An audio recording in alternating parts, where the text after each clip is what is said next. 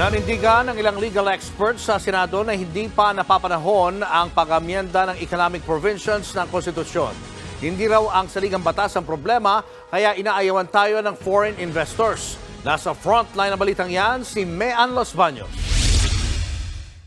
Kailangan pa ba ng charter change para lang sabihin bukas ang ating bansa sa mga dayuhang negosyante at para lumago ang ating ekonomiya? Yan ang tanong ng ilang senador sa pagpapatuloy ng pagdinig ng Senado sa Resolution of Both Houses No. 6 o RBH 6 na tumutukoy sa pag-amyenda sa ilang economic provisions ng 1987 Constitution.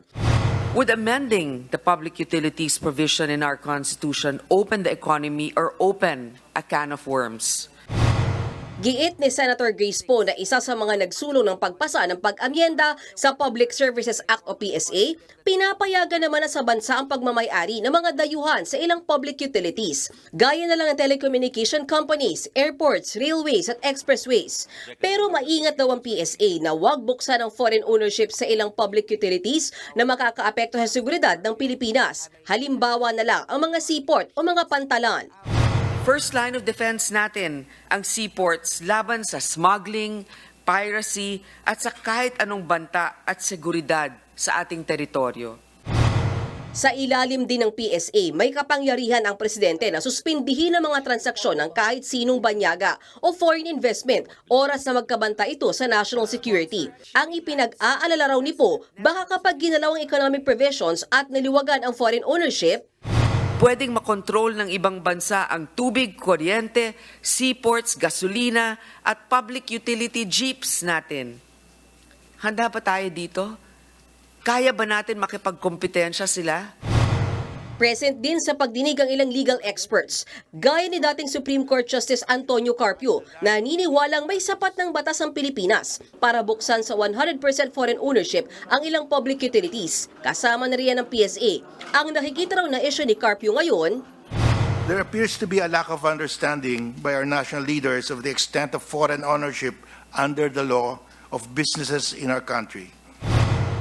sabi pa ni Carpio, napakatagal ng bukas sa 100% foreign ownership ang generation ng kuryente sa ating bansa. Hindi rin daw kailangan na buksan pa sa foreign ownership ang mga lupain ng Pilipinas, lalo't hindi naman daw interesado ang foreign investors dito.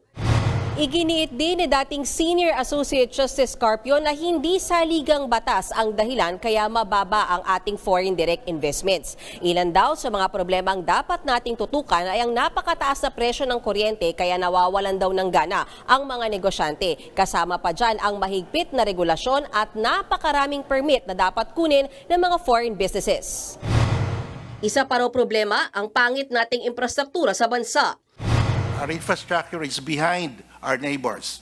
Our airports, seaports, land transportation, sea transportation. We have to address the real causes. The real cause is not the Constitution. Nobody cares.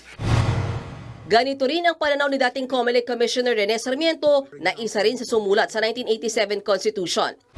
Revising the economic provisions will not be the Midas touch that will unlock the economic prospects and promise of the Philippines. Magpapatuloy sa mga susunod na linggo ang pagdinig ng Senado sa RBH 6 kung saan inaasahang bubusisiin ang iba pang aspeto ng panukalang pag-amyenda sa saligang batas.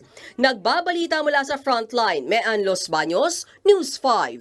Mga kapatid, Lucy Cruz Valdez po, maging maalam at may pakialam sa mga napapanahong balita sa bansa. Tumutok at mag-subscribe sa News 5 social media pages.